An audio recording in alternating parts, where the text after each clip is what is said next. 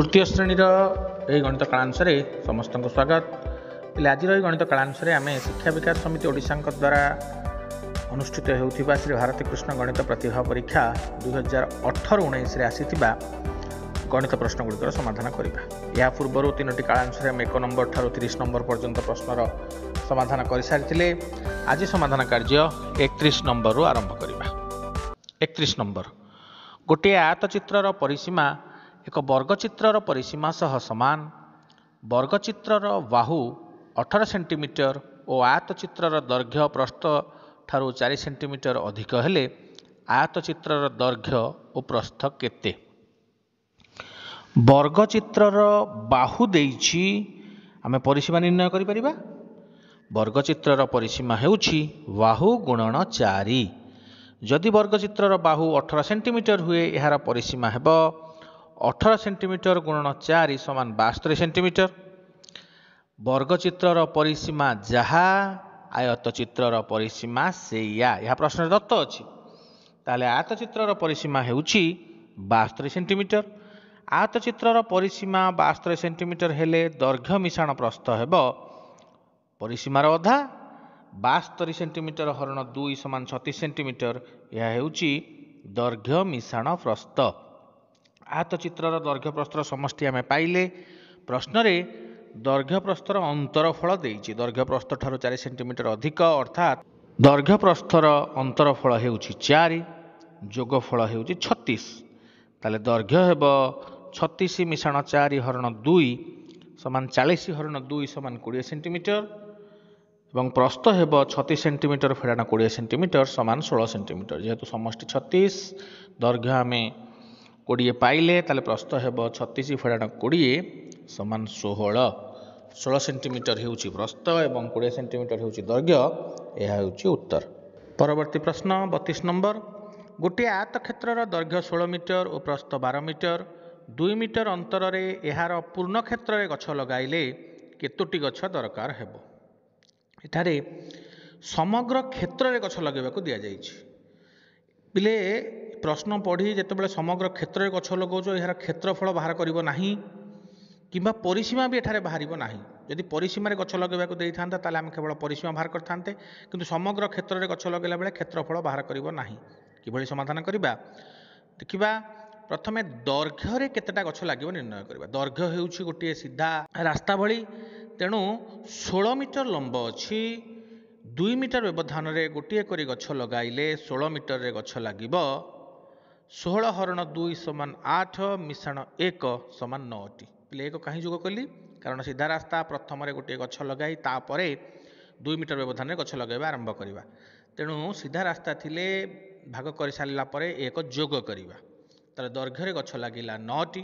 सेहि भଳି प्रस्थ रे गछ लागिबो 12 मीटर हरण 2 मीटर समान 6 मिश्रण 1 समान 7 टी। प्रत्येक धाड़ी रे 9 टी करी गछ 7 धाड़ी गछ लागिबो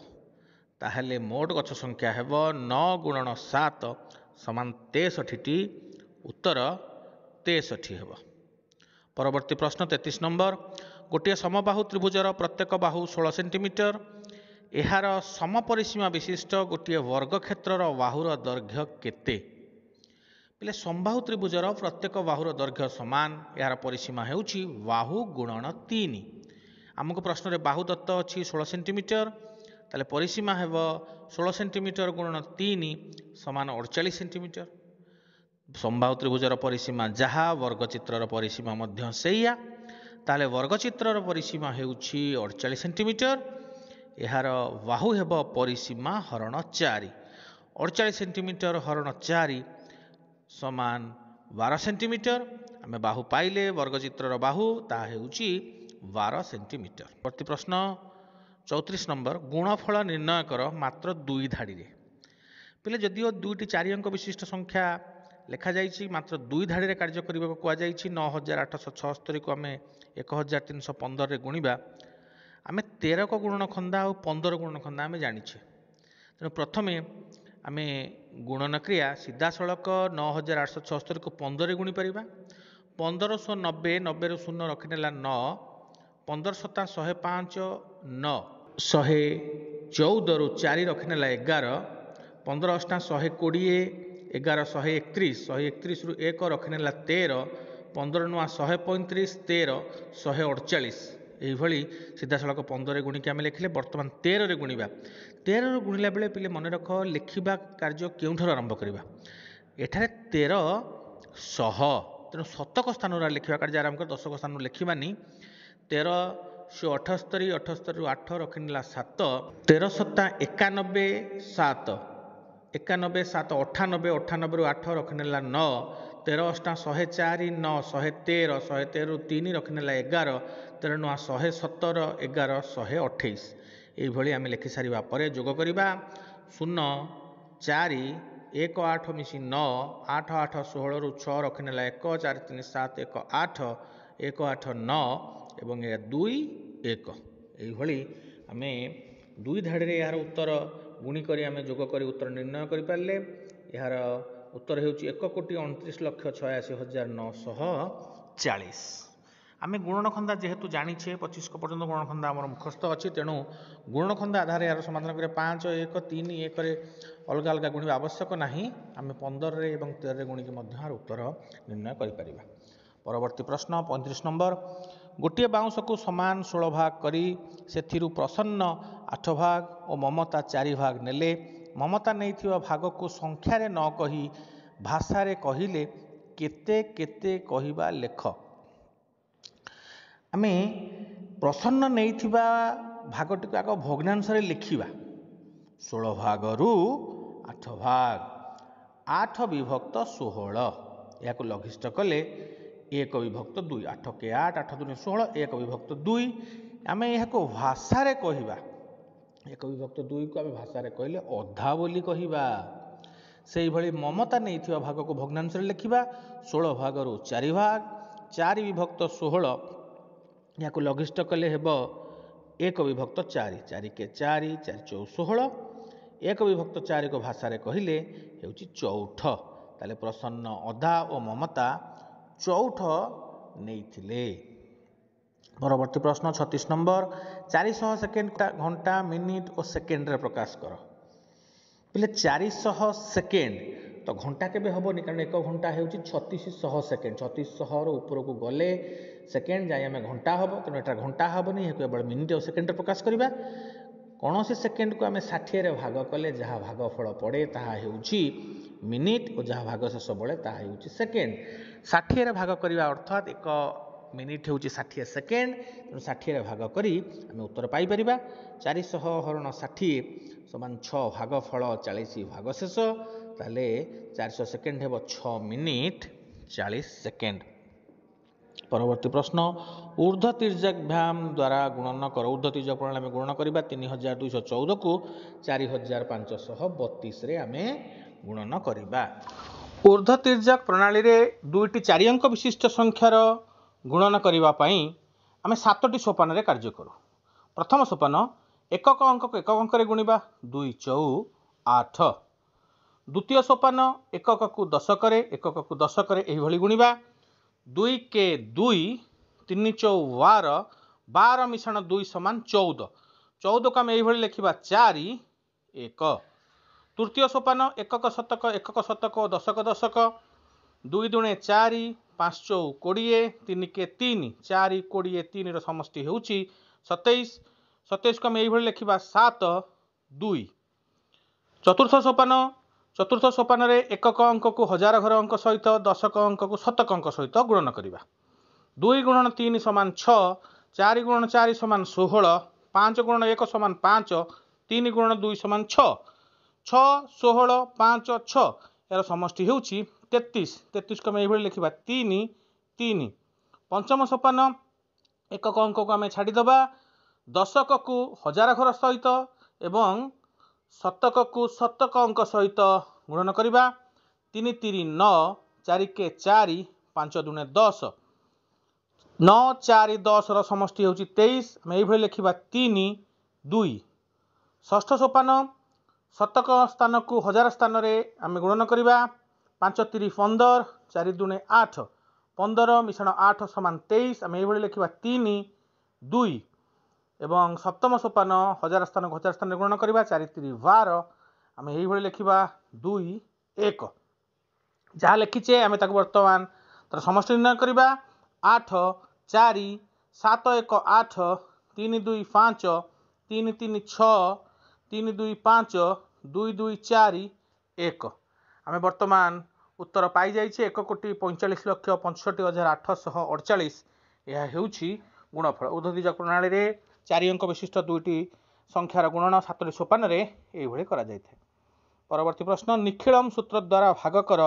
487 हरण 8 भागफल केते और भागशेष केते। आम निखिलम प्रणाली होउछि जेउठारे भाजक आधार निकटवर्ती संख्या होता है सही भाग क्रिया को आम निखिलम प्रणाली रे करिपारु। एठारे भाजक 8 अच्छी 10 आधार निकटवर्ती संख्या आम प्रथमे 487 हरण 8 ये लिखा। एठारे भाजक 10 आधार निकटवर्ती थी डाहाण पटु गोटे अंक छाड़ी गार दबा। वर्तमान 8 परावर्त विचलन 2 ता तले लिखा 8 विचलन हो ऋणांक 2 तार परावर्त विचलन हो 2 आम ये लिखा एवं गुणन मिश्रण यही कार्य ही करवा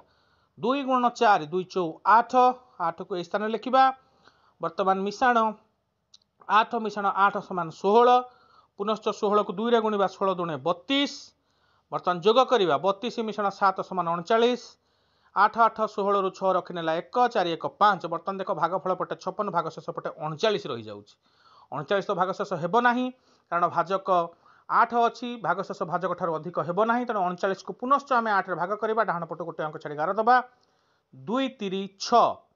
बर्तमान जोग करवा 9 मिश्रण 6 समान 15 56 मिश्रण 3 समान 59 पुनश्च देख भागशेष पटे 15 रोचे भागशेष 15 हेबो नाही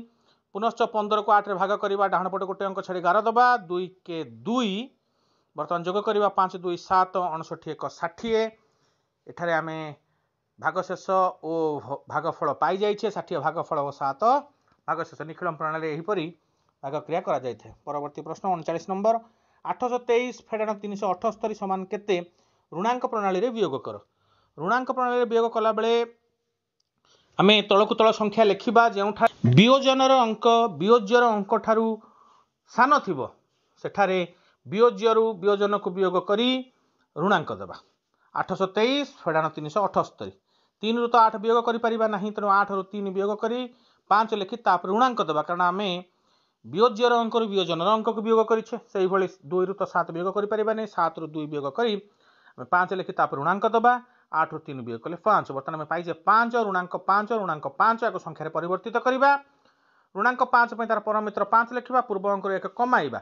ऋणांक 5 आम 5 लिखि थांते किंतु लिखिबा 4 5 रु 1 वियोग कले 4 आम उत्तर पाइछे 445। परवर्ती प्रश्न 40 नंबर एकाधिक चिन्ह द्वारा जोग करी जोगफल निर्णय कर। एकाधिक चिन्ह साहाय्य जोग करबा समय आम तळ ऊपर को जोग करबा जेउठारे जोगफल 10 बा 10 रु अधिक हुए सेठारे बामपट अंक उपर एकाधिक चिन्ह देई एकक अंक को नहीं पुनश्च उपर अंक सह जोग करबा। एही भली संख्या गुड़िक तळकु तळ लिखि सारिबा परे आमे तळ जोग क्रिया आरंभ करबा 8 मिश्रण 9 8 9 17 17 पाई 1 पाई आमे बाम पटे एकाधिक चिन्ह दबा एक घर 7 को पुनश्च 7 रे जोग करबा 7 7 14 एकाधिक चिन्ह दबा 4 को नहीं 6 रे जोग करबा 4 6 10 एकाधिक चिन्ह दबा एकक स्थान शून्य को लिखिबा आम एकक स्थान काम सारी बर्तमान दशक स्थान को जीवा 6 मिश्रण 9 8 एकाधिक चिन्ह होउछि 9 6 रे 9 जोग कले 15 एकाधिक चिन्ह देवा 5 को नहीं 10 रे जोग करबा 10 5 15 एकाधिक चिन्ह देवा 5 को नहीं 8 रे जोग करबा 8 5 13 एकाधिक चिन्ह देवा एकक स्थान थिबा 13 3 को लिखिबा पुनश्च शतक स्थान आम जोग क्रिया करबा 9 8 17 17 एकाधिक चिन्ह दे 7 को नहीं आम 9 रे जोग करबा 7 9 16 एकाधिक चिन्ह दबा एकक स्थान 6 को नहीं 10 रे जोग करबा